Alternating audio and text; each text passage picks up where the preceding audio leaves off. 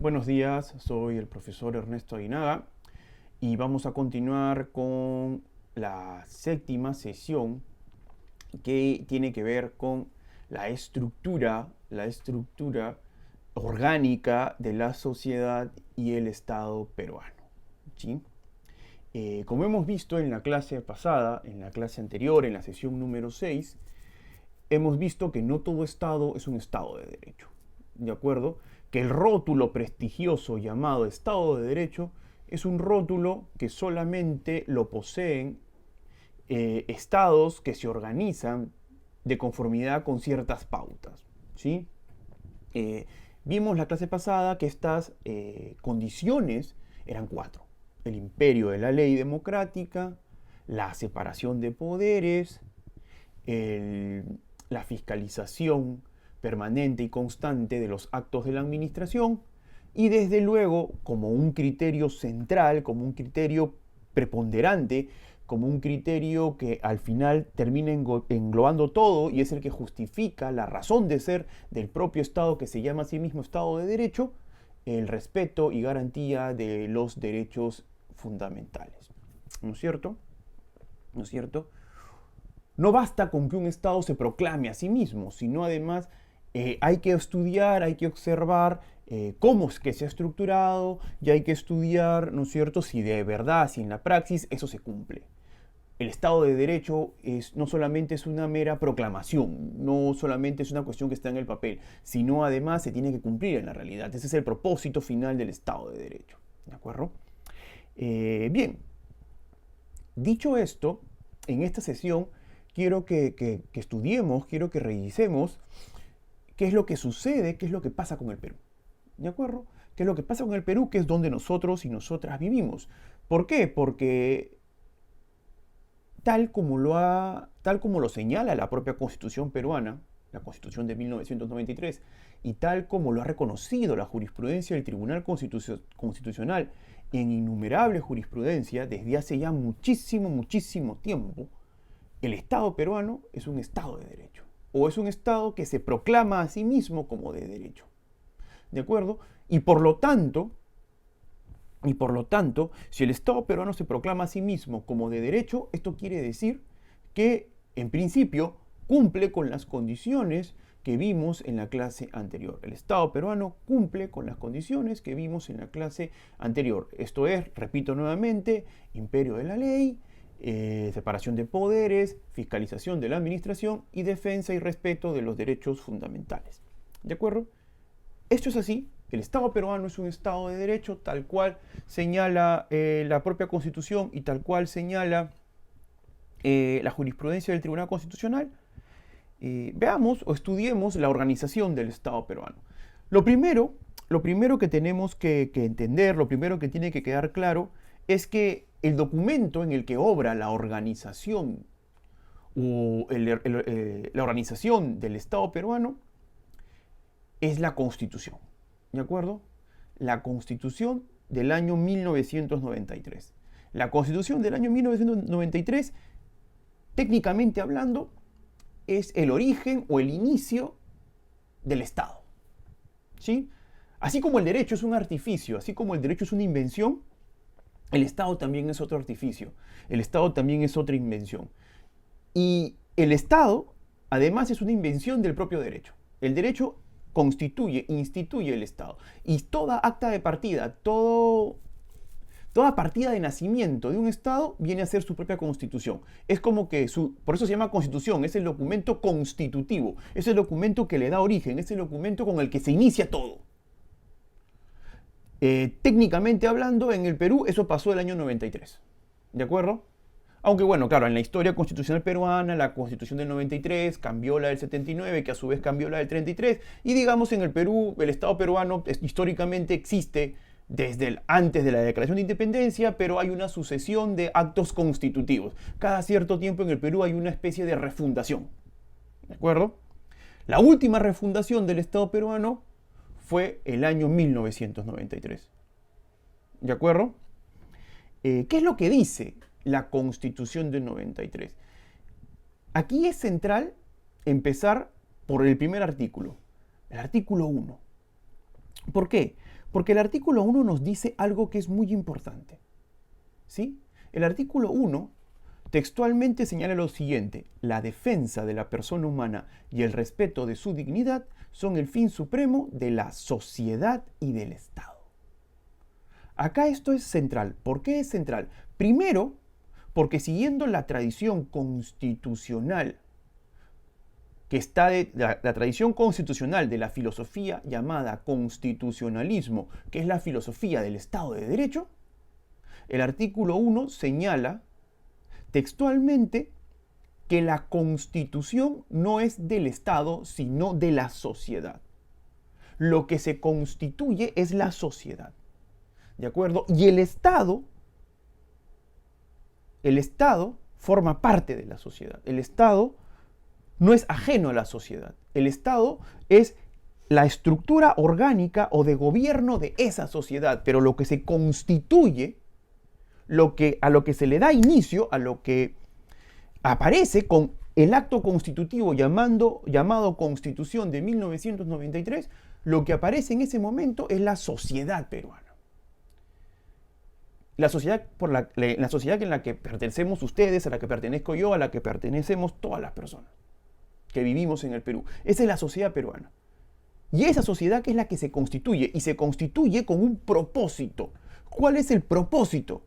La defensa de la persona humana y el respeto de la dignidad de cada miembro de esa sociedad, de cada persona que forma parte de esa sociedad o que está dentro de esa sociedad. Y ese es el propósito de todos y todas. ¿De acuerdo? Y el Estado, que es la estructura de gobierno de esa sociedad, tiene exactamente el mismo propósito. ¿Por qué esto es central? ¿Por qué esto es clave? Porque esto nos quiere decir que la Constitución de 1993 no solamente gobierna o no solamente rige las estructuras estatales, sino también gobierna y rige las relaciones entre privados. Las relaciones que una persona tiene con otra persona. La Constitución no solamente rige o regula las relaciones que una persona tiene con el Estado. La Constitución también regula las relaciones que tenemos nosotros y nosotras con otras personas, con otros individuos. ¿De acuerdo? Porque la Constitución es de toda la sociedad. ¿De acuerdo? La Constitución regula las relaciones de una comunidad con una empresa explotadora, con una petrolera o con una empresa maderera. Sí. La Constitución regula todo eso. ¿Por qué? Repito, porque la Constitución es de la sociedad. ¿De acuerdo? La Constitución es de la sociedad. ¿Sí? ¿Y esto qué quiere decir entonces? Esto quiere decir, lo vamos a ver después, con más detalle, que cuando hablamos de derechos fundamentales, no estamos hablando de los derechos solo frente al Estado. Que también, pero no solo. Porque en verdad los derechos fundamentales son los derechos que una persona tiene frente a otra persona también. ¿De acuerdo? ¿De acuerdo? Pero vayamos despacio, ¿sí? Vayamos despacio. Pero esto que les he señalado creo que es importante porque ese es el principio fundamental o central sobre la base del cual se estructura el Estado peruano. O la sociedad peruana, perdón. ¿De acuerdo? Bien, entonces tenemos que la organización es del Perú, no es del Estado peruano, es del Perú, de la sociedad peruana. ¿No es cierto? Y esa organización podemos clasificarla en un aspecto político y en un aspecto orgánico. ¿Sí? Cuando hablamos de la organización orgánica o la estructura orgánica del Perú, estamos hablando específicamente de los organismos que componen el Estado peruano. La estructura orgánica de la sociedad peruana es el Estado peruano. ¿De acuerdo? Y esos son los órganos constitutivos del Estado peruano. ¿Sí? La Constitución del 93 organiza a la sociedad y al organizar a la sociedad la dota de una estructura de gobierno. Y esa estructura de gobierno es el Estado. ¿De acuerdo? ¿De acuerdo? Y cuando hablamos de la organización política del Perú o de la sociedad peruana, ya no nos estamos refiriendo a la organización estatal, ya no nos estamos refiriendo a las estructuras de gobierno, sino nos estamos refiriendo a las relaciones que se producen a las relaciones que se producen entre personas al interior de esa sociedad, entre individuos y entre los individuos con el Estado, con las estructuras o con los aparatos de poder, con los aparatos de gobierno. ¿De acuerdo? Entonces tenemos de un lado, para que quede claro, ¿no es cierto?, que el Perú de un lado tiene las estructuras de gobierno, ¿de acuerdo?, las estructuras de gobierno de la sociedad, y también tiene las normas que regulan las relaciones al interior de esa sociedad entre individuos y entre los individuos y las propias estructuras de gobierno que ya sabemos que se llaman Estado. ¿De acuerdo? Entonces, cuando hablemos a partir de ahora de aspectos orgánicos, nos vamos a estar refiriendo a los organismos que componen el Estado peruano. Y cuando hablemos de aspectos políticos del Perú, nos vamos a estar refiriendo, primero, a todos los derechos fundamentales que están contenidos en la Constitución, ¿de acuerdo? Y que nos van a servir a todos y todas, lo vamos a ver después con más detalle, para defender determinadas posiciones, lo vamos a ver en un momento, ¿sí? No se preocupen, ¿de acuerdo? Y del otro lado nos vamos a referir también a los principios de organización y de política general. ¿De acuerdo? Repito, Perú, aspectos políticos, aspectos orgánicos. Aspectos orgánicos, organismos que componen el Estado peruano. Aspectos políticos, derechos fundamentales, principios de organización y de política general. ¿De acuerdo? La sociedad peruana, por ejemplo, se ha dotado a sí misma o se organiza políticamente y económicamente siguiendo determinados principios. Lo vamos a ver en su momento. ¿De acuerdo? Lo vamos a ver en su momento. ¿Sí? Bien, sigamos avanzando. Empecemos con las cuestiones políticas. ¿Sí? Empecemos con las cuestiones políticas. Esto es, derechos constitucionales de un lado y principios de organización estatal. ¿De acuerdo? La Constitución peruana no es muy prolija en la técnica que utiliza para organizar sus derechos. ¿Sí? Específicamente hablando o expresamente hablando, la Constitución solamente reconoce derechos fundamentales con ese título en el artículo 2. ¿De acuerdo? El artículo 2 de la Constitución peruana es el único que se llama derechos fundamentales. ¿De acuerdo? Sin embargo, a lo largo de todo el texto constitucional, a lo largo de toda la Constitución, existen un montón de otros derechos que en términos generales se le pueden llamar derechos constitucionales. ¿Esto es relevante técnicamente hablando? No. En otras constituciones sí existe la distinción entre derechos fundamentales y derechos constitucionales. En el Perú no. ¿Por qué no? ¿Por qué no? Porque la Constitución peruana, lo vamos a ver, tiene un artículo, que es el artículo 3, que se llama la cláusula abierta de derechos fundamentales. ¿Qué dice esa cláusula? Esa cláusula lo que dice es que todos los demás derechos que están desperdigados por la Constitución o que provengan de tratados internacionales de derechos humanos, todos esos derechos se incorporan al catálogo de derechos fundamentales. Por lo tanto, de conformidad con ese artículo, que es el artículo 3, que repito, se llama la cláusula de numerus apertus o la cláusula abierta de derechos fundamentales, todos los derechos constitucionales o todos los derechos que aparezcan a lo largo del texto constitucional y todos los derechos que estén contenidos en tratados de derechos humanos que el Estado peruano hubiera ratificado, y ya lo vimos en la clase correspondiente, que fue la número 5, cómo se produce eso, todos esos derechos se incorporan al catálogo de derechos fundamentales. ¿De acuerdo? Por lo tanto, en el Perú, todo derecho constitucional o todo derecho contenido en un tratado de derechos humanos es un derecho fundamental. Y por lo tanto, los derechos fundamentales en la Constitución peruana no son solo los del artículo 2. ¿De acuerdo? ¿De acuerdo? Ahora bien, los derechos del artículo 2 son derechos teóricamente hablando, de corte civil. Así se les llama. ¿De acuerdo? Lo vamos a ver con mayor detenimiento cuando en la clase 8 veamos qué son los derechos humanos. ¿De acuerdo? ¿Qué son los derechos humanos? Y vamos a ver la clasificación que históricamente, para efectos pedagógicos y en algunos casos políticos, se ha mantenido entre derechos civiles, derechos políticos y derechos económicos, sociales y culturales. ¿De acuerdo? En el Perú, los derechos civiles están en el artículo 2. Son los derechos que están en el artículo 2. ¿De acuerdo? Que se dicen que son los derechos que protegen las libertades fundamentales de la persona, del individuo.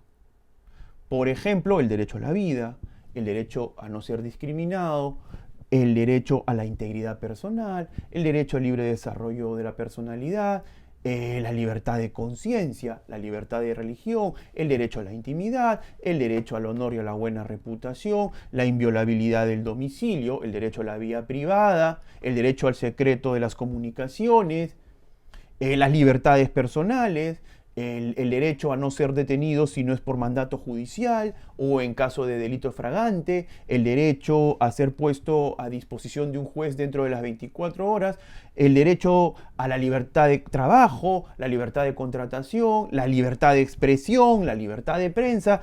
Todos esos derechos están contenidos en esa cláusula, en el artículo 2. ¿De acuerdo? Todos esos derechos están en el artículo 2. El artículo 3, como ya les dije, es muy importante. El artículo 3 dice, ya, los del artículo 2 son derechos fundamentales, pero todos los demás derechos que estén a lo largo de la Constitución también se integran. ¿De acuerdo? ¿Cuáles son esos demás derechos que están a lo largo de la Constitución? Pues la Constitución, del artículo 4 al artículo 29, contiene lo que se llaman derechos económicos, sociales y culturales. Los DESC, derechos económicos, sociales y culturales. Van del artículo 4 al artículo 29. En ese capítulo están el derecho a la salud, el derecho a la educación, el derecho a la vivienda, el derecho a la alimentación, el derecho al trabajo, los derechos en el trabajo, ¿no es cierto?, como la jornada máxima, los descansos remunerados, el derecho a la libertad sindical, al derecho de huelga, a la negociación colectiva, el derecho a participar en las utilidades de la empresa. Todos esos derechos están del capítulo 4 al artículo 29. Esos vendrían a ser los derechos económicos, sociales y culturales. ¿Y esos derechos son fundamentales? De conformidad con el artículo 3, sí, son derechos fundamentales. ¿De acuerdo? ¿Qué más derechos están contenidos en la Constitución y que van a ser fundamentales dentro de lo que son las relaciones interpersonales o las relaciones entre individuos y las relaciones de los individuos con el Estado? Los llamados derechos políticos. ¿Y los derechos políticos dónde están? Están contenidos en la misma Constitución del artículo 30 al artículo 38. ¿Y qué son los derechos políticos? ¿Qué son?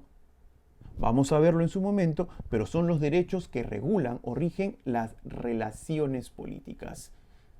Son los derechos que regulan la participación política, la participación de las personas en los asuntos públicos. ¿De acuerdo? Por ejemplo, está ahí el derecho a elegir a tus representantes y el derecho a ser elegido. Por ejemplo, está el derecho que uno tiene para poder realizar actividad política, ¿no es cierto? Están los derechos de las organizaciones políticas para realizar actividades, para presentarse a elecciones partidarias, para presentarse a las elecciones generales, etcétera, etcétera. Los derechos políticos son los derechos, lo vamos a ver en un momento, con más detalle, son los derechos que regulan la participación de las personas en los asuntos públicos. ¿De acuerdo? En los asuntos públicos. ¿Cuál es el derecho político por excelencia? El derecho a votar. El derecho al sufragio. ¿De acuerdo? El derecho al sufragio y, sobre todo, también el derecho que tenemos las personas a presentarnos para representar a un colectivo determinado. Es el derecho a elegir y el derecho a ser elegido. ¿De acuerdo? Es el derecho a participar en los asuntos públicos. ¿Qué otros derechos contiene esta parte? ¿Qué otros derechos están ahí desperdigados por la Constitución? Ya tenemos los derechos civiles, tenemos los derechos económicos, sociales y culturales, tenemos los derechos políticos. También están en el artículo 139 de la Constitución las garantías judiciales. Hay un aspecto central, hay un aspecto fundamental, ¿no es cierto? Todas y todos, en algún momento de nuestra vida, probablemente hemos tenido que interactuar con una parte del Estado peruano, que son la parte relativa a la resolución de controversias. Esa parte se llama Poder Judicial, ¿no es cierto? Cuando nosotros y nosotras interactuamos con esa parte del Estado, en ese momento tenemos unos derechos muy específicos, ¿de acuerdo? A esos derechos se les llaman garantías judiciales. Y son los derechos de la persona, del individuo, cuando está o cuando forma parte de un proceso judicial o de un proceso en el que se van a definir sus derechos y libertades, en un proceso en el que se van a definir cuáles son sus derechos, cuáles son los intereses o cuáles son las cosas que le corresponden o qué obligaciones tiene con otras personas o con el Estado. Cuando eso se presenta, las personas tienen determinados derechos. Y esos derechos en la Constitución Política del 93 están en el artículo 139. ¿De acuerdo? Están en el artículo 139. Por ejemplo, el debido proceso y el derecho de defensa. El debido proceso y el derecho de defensa. Si te van a procesar, si te han demandado, pues uno tiene derecho a defenderse y tiene el derecho a decir lo que tenga que decir. Y para poder ejercer tu derecho de defensa, también existe el derecho a obtener la igualdad de armas, ¿no es cierto? Y dentro de la igualdad de armas, por ejemplo, hay un derecho fundamental que forma parte de esto, de las garantías judiciales. ¿Cuál es? El derecho a que uno sea procesado en su propio idioma. Porque es fundamental, es importante que una persona pueda comprender de qué se le acusa y que cuando se defienda, la comprendan. Es el derecho a ser procesado en el propio idioma. ¿De acuerdo? ¿De acuerdo? Sea cual sea este. ¿Sí? ¿Sí? Derecho que se vuelve sumamente relevante o sumamente importante cuando la zona en la que se va a llevar a cabo el proceso, el idioma predominante no es el oficial llamado castellano, por ejemplo. ¿De acuerdo? También están en el artículo 200 lo que se llaman las acciones de garantía. ¿Qué son las acciones de garantía? Las acciones de garantía son instrumentos, son mecanismos, son recursos que uno tiene para por sí mismo tutelar todos los derechos que acabamos de ver. ¿De acuerdo? Son, como repito, son recursos que uno tiene a su disposición para, si considera que alguno de los derechos que ya hemos mencionado se ha violado, pues vaya ante alguna autoridad y exija que se restituya su derecho o que se repare la violación de su derecho. Estas garantías judiciales que están estas acciones de garantía que están en el artículo 200, ¿cuáles son? Pues son el famoso habeas corpus, la acción de amparo, la acción de habeas data, ¿no es cierto?, la acción popular y, eventualmente, si se consiguen desde la ciudadanía un determinado número de firmas, la acción de inconstitucionalidad de las leyes. ¿De acuerdo? Esto desde el lado, ¿no es cierto?, de los individuos. Sin embargo, hay algo que quiero resaltar aquí, ¿sí? Todos estos son derechos de las personas. Todo esto significa ver las relaciones desde la sociedad, ¿no es cierto?, desde los individuos, ¿no es cierto? Pero hemos dicho también nosotros que la Constitución constituye también una estructura de gobierno, constituye un aparato de gobierno, constituye el gobierno de la sociedad, y el gobierno de esa sociedad es el Estado. ¿De acuerdo? Es el Estado. ¿Sí? Perfecto, pues bien. ¿Cómo serán de centrales los derechos constitucionales? ¿Cómo serán de centrales y fundamentales para la organización de la sociedad? Que el artículo 44 de la Constitución señala, subraya y resalta que el deber primordial del Estado, de la estructura de poder, de la estructura orgánica, de la estructura de gobierno, el artículo 44 señala que el deber primordial del Estado peruano es, ¿qué cosa?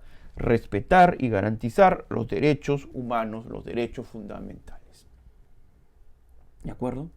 Todos estos derechos que les he mencionado, todos estos derechos, todititos, constituyen el deber primordial del Estado. El Estado, el Estado es constituido, el Estado es creado con el propósito de asegurar, de garantizar que todos estos derechos se cumplan en la realidad. Ese es el propósito de la estructura de gobierno de la sociedad llamada Estado. Para eso existe. ¿De acuerdo? Pero ahí no termina todo el aspecto político de la Constitución, porque así de lado, así como tenemos los derechos constitucionales, del otro lado tenemos los principios de organización de la sociedad y del Estado, ¿de acuerdo? Y no tanto el aspecto orgánico del Estado, que lo vamos a ver ahorita a continuación, sino los principios de la organización, los principios que tienen que ver con la organización de la sociedad, los principios que van a regular la forma en que nos interactuamos nosotros, entre individuos y entre los individuos y el Estado. ¿De acuerdo? Por ejemplo, primer principio de organización social y estatal. El Estado peruano se proclama a sí mismo como República Democrática y Social. Eso está en el artículo 43. El Estado es una república, no es una monarquía. El Perú, la sociedad peruana, se ha constituido en república, no se ha constituido en monarquía. ¿De acuerdo? En el Perú, ¿qué significa eso? Que en el Perú todos los cargos públicos tienen que tener legitimidad democrática. Todititos, todos. Ya sea de forma directa o ya sea de forma indirecta. ¿De acuerdo? Esa es la idea que está detrás de la República Democrática y Social. ¿Y qué significa que sea social? Social significa que el propósito de esos cargos de gobierno es asegurar la defensa o tutelar los derechos fundamentales de la persona. ¿De acuerdo? El Perú también es una república independiente y soberana. Artículo 43 también. República democrática y social. República independiente y soberana. Artículo 43. ¿Qué significa independiente y soberana? ¿Qué significa? Esta es una cláusula que proviene desde la independencia, desde 1821. El Estado peruano no es un Estado cuyo gobierno en última instancia dependa de otro Estado. ¿Se entiende? ¿Se entiende? La soberanía de la sociedad peruana proviene de la propia sociedad peruana y culmina en la sociedad peruana. ¿De acuerdo? ¿De acuerdo? No hay otra autoridad por encima de la sociedad peruana, no hay una autoridad que esté por encima de nosotros y nosotras. Nosotras y nosotros nos hemos constituido como la sociedad peruana, hemos creado el Estado peruano y lo hemos hecho como una república, y como una república independiente o que no depende de otros estados, y soberana en la medida que nosotros mismos nos gobernamos a nosotros mismos. Nosotros y nosotras nos gobernamos a nosotros y nosotras mismos. Nadie más nos gobierna. Somos independientes y soberanos. Gobierno unitario, representativo y descentralizado. Ese es otro principio que regula la organización de la sociedad y el Estado peruano. También está en el artículo 43. ¿Qué significa la idea de gobierno unitario, representativo y descentralizado? Gobierno unitario, que en última instancia la estructura de gobierno es una sola. Gobierno unitario. La estructura de gobierno del Estado es una sola. Vamos, que el Estado es uno solo. ¿De acuerdo? Representativo, ya les dije. Eso tiene que ver con la cláusula democrática. los cargos públicos, los cargos de gobierno, las personas que ejercen el gobierno representan a las personas y por lo tanto tienen legitimidad democrática directa o indirecta. Descentralizado, ¿qué significa? Significa que, si bien es cierto, el Estado peruano es uno solo y tiene un gobierno unitario, en última instancia hay un gobierno que representa a todos y todas y que nos gobierna a todos y todas, la descentralización es fundamental. ¿Por qué? Porque el Estado peruano o la República del Perú, al mismo tiempo que tiene un gobierno único, también tiene gobiernos descentralizados y les atribuye determinadas competencias. ¿Cuáles son esos gobiernos descentralizados? Todas y todos los conocemos. Los gobiernos regionales y los gobiernos municipales. Lo vamos a ver en su momento. Otro principio fundamental, fíjense, separación de poderes.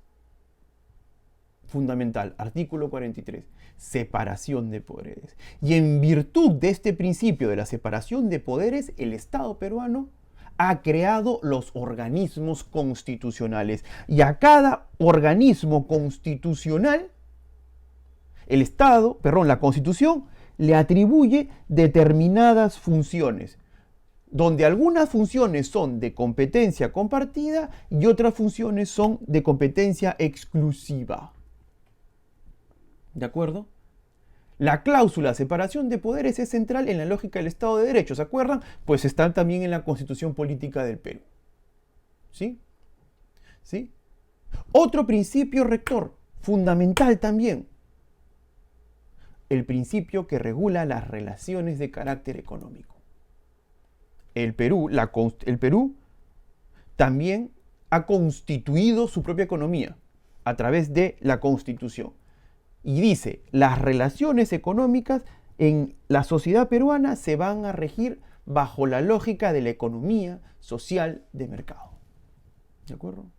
La economía social de mercado. ¿Y qué cosa es la economía social de mercado? La economía social de mercado, de acuerdo con el Tribunal Constitucional, es las libertades económicas, ¿no es cierto?, pero donde el Estado, los órganos de poder, los órganos de gobierno intervienen para tutelar que en el mercado libre no se generen relaciones de dominación o relaciones de dominio.